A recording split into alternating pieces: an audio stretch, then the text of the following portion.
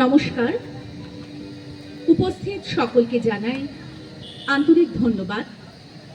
পলতা লোকসংস্কৃতি উৎসবে কর্মকর্তা যিনি আছেন ইন্দ্রজিৎ বাবু, তাকে আন্তরিক ধন্যবাদ জ্ঞাপন করব এবং তার সহকর্মী যারা আছেন সকলকে জানাই অনেক অভিনন্দন।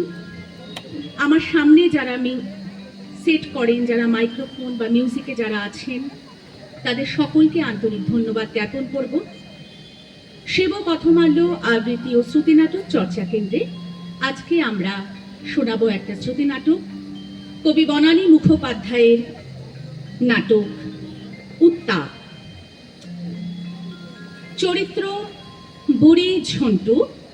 বুড়ির চরিত্রে আমি সুস্মিতা ঘোষ এবং ঝন্টুর চরিত্রে সুভাষ ভট্টাচার্য। শুরু করব উত্তাপ।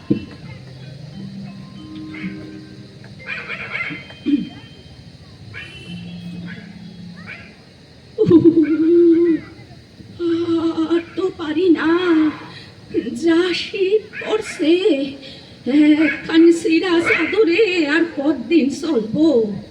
কয় না মাঘের শীত বাঘের গায়ে, তাই হইছে এই শীতে বাঘও কাবু হইব। যদি একখান পাকা ঘরের ভিতর থাকতে পারতাম তাহলে একটু কষ্ট কম হইতো। ওই কানুন মায়ের মতো যদি একখান ল্যাপ থাকতো তাহলে এই শীতে বাসন যাইতো। কি গো, ঘুমিয়ে গেলে নাকি? বাপরে, চপ্পর শীত পড়েছে। মাসি, কি গো, মরে টরে গেলে নাকি? কেন রে মরুম? কেন মরুক আমার শত্রুর? মর মর মর, আমি কেন মরুম? এই তো বুলি বেরিয়েছে, আমি ভাবলাম গেল বুঝি বুড়ি টেসে। নাও নাও ধরো। কি ধরুম? ধরুম আবার কি? ভালো করে কথা বলতে পারো না? তা ধরুম রে, ধরুম কমু না তো কি কমু? ধুর, কি যে কমু কমু করে বুঝি না। আর ঠিক আছে, এখন ধরো তো, ধরো। গরম চা, আদা দেয়া আর মুড়ি তেলে ভাজা, নাও খাও। ও বাবা, ফুলারু, দে দে দে দে। সে বস্তুটা আবার কি? কেন তুই তো আনছস ফুলারু? এটা ফুলুরি। ফুলারু ফুলারু করছো কেন? আর তোমার সঙ্গে কথা বলাই না, মারি ঝকমারি। তা কথা কইতে কইছে কেডা? না কইলেই হয়? আমি কি তোরে মাথা দিব দিছি নাকি? কি শীত রে বা! সত্যি গো, খুব শীত। ফুলুরির একটা লঙ্কা দিব, আপসে ঠান্ডা কমে যাবে। নাও খাও। ফুলারু কেডা দিল রে সন্টু? কিনে আনলাম। কেন? তুই পয়সা পালি কই? তুই কি কাম করস? তার মানে ওই মোড়ের মাথার গ্যারেজে কাজ করি না আমি? ডেইলি 50 টাকা, বুঝলে? সেই দিয়েই তো তোমার ফুলারু নিয়ে এলাম। ওসব ধার বাকিতে ঝন্টু মিত্তির নেই। আমার লাইকে খরচ করতে গেলি কেন বা? ওই কয়টা পয়সা। ওই কয়টা তো কি হয়েছে? তা বলে তোমাকে একটু ফুলারু খাওয়াবো না?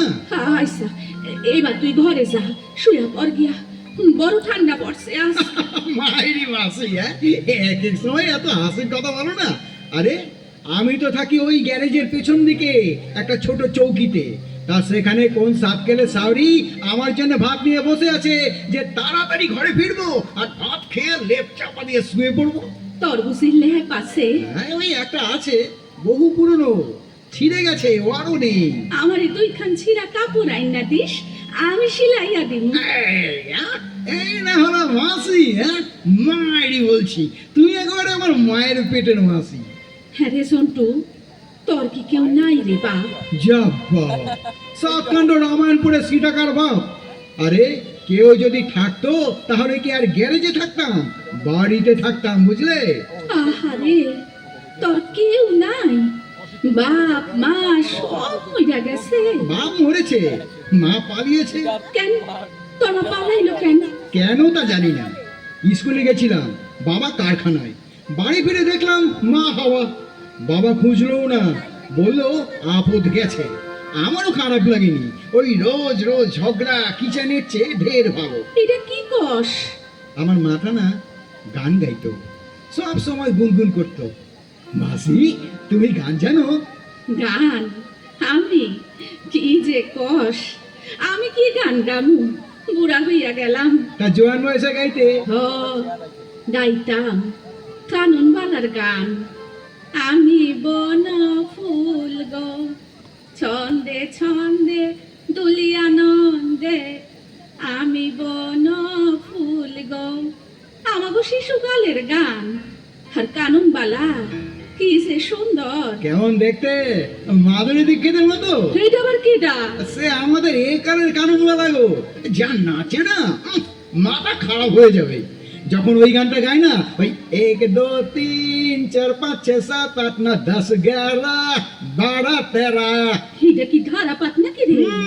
ঠিক ধরেছো, এটা গানের ধারাপাত। তোর মায়ের লিগা পরাণ কান্দে না? কেন কাঁদবে, কেন কাঁদবে বলো? তার কি আমার জন্য প্রাণ কেঁদেছিল? ফেলে চলে যাবার সময় একবারও ভেবেছিল আমার কথা? তার জন্য আমার পড়াশোনাটাও হলো না, ওই ম্যাট্রিক পাস। তা এইটা কি বাপ? সে কি গো, ম্যাট্রিক জানো না? আরে 10 ক্লাস পাস রে বাবা। উড়িব না, তুই ম্যাট্রিক পাস করছস? তুই কোষ কি? এই জানবে, ওই ঝন্টু মিত্রের মুখ্য নয়, নেহাত বাপটা মরে গেল, তাই আর পড়া হলো না। কি হয়েছিল তোর বাপের? কিচ্ছু না, স্ল্যাব নেশা করতে করতে মরে গেছে। গেছে গেছে, থাকলে তো শুধুই গালাগাল আর গালাগাল। পাড়ার লোকেরাই দেখেছে আমায়। তা মাসি, তোমার কি আছে বললে না তো? আমার কেউ নাই রে বাপ। যা বাবা, তোমার আমার কেস কেউ নেই। ওই জন্যই তোমাকে আমার এত ভালো লাগে গো মাসি। তরেও আমার বড় ভালো লাগে রে সন্টু। গ্যাস দিও না ভাই, গ্যাসে ঝন্টু মিত্রের বলে না। ও বাপরে, কি শীত রে বাবা, আজ তো বড় ঠান্ডা লাগছে গো। আজ সবাই কষ্ট। যা যা বাপ, তুই শুয়া পড়। হ্যাঁ যাই। আচ্ছা মাসি, তোমার কাঁথা কম্বল নেই? না রে মনা, নাই। এখন ফাটা ফুটা চাদর আছে, এই দিয়াই শীত কাটাই। কিন্তু আর তো পারি না, এইবারটা শীতে আমি মরুম। এরই আর কি, হ্যাঁ, মরলেই হলো। বাপ মা নেই বলে কি একটা মাসিও থাকবে না? আচ্ছা মাসি, একটা ছোট জায়গায় একটু আগুন এনে রেখে দেবো, এখানেই ঘরটা গরম থাকবে। না, আনবি না, খবরদার ঘরে আগুন আনবি না। যা যা, চলে যা এখান থেকে, চলে যা। কি হলো মাসি, তুমি অমন করছো কেন? ওই আগুন আমার রফিক রে খাইছে। তুই আমার বুকের টিকা লইয়া গেছে। ওরে ওরে, আর ঘরে ঢুকাইস না মানে। রফিক? রফিক কে, তোমার ছেলে? ছেলের থেকেও বেশি আমার ভাইয়ের পোলা। তোরে একদিন আমার কাছে রাইখা ওর বাপ মা এই পাশের গ্রামে নিমন্ত্রণ খাইতে গেছিল। খুব শীত আসছিল সেই রাতে। মনে করলাম ঘরের ভিতর একটু আগুন রাখলে ঘরটাও গরম হইব, বাচ্চাটাও ঘুমাইতে পারবো। আগুনটা একবারে রাইখা ওরে বুকের কাছে লইয়া ঘুমাইয়া পড়লাম। হঠাৎ মাইসে চিৎকারে তাকাইয়া দেখি জ্বলতে আসে চারদিক। কিন্তু আমার রফিক সবাই আমারে কইল আমি একটা ডাইন, আমি আমার রফিক রে খাইয়া পালাইছি। তারপর কলকাতায় চলে এলে? শ্বশুর বাড়িতে তো আগে তালাক হইয়া গেছিল। ভাইয়ের সংসারে থাকতাম, নিজের সন্তান তো আসিল না। ভাইয়ের সন্তানেরে আমার সন্তান মনে করতাম। এইবার সেই সংসারও আমার তালাক দিয়া দিল। জীবন ভোর শুধু তালাক তালাক আর তালাক। এই আগুনে অহরহ জ্বলতে আসি বাপ, আমার আগুনের দরকার নাই। তালাক? তুমি কি?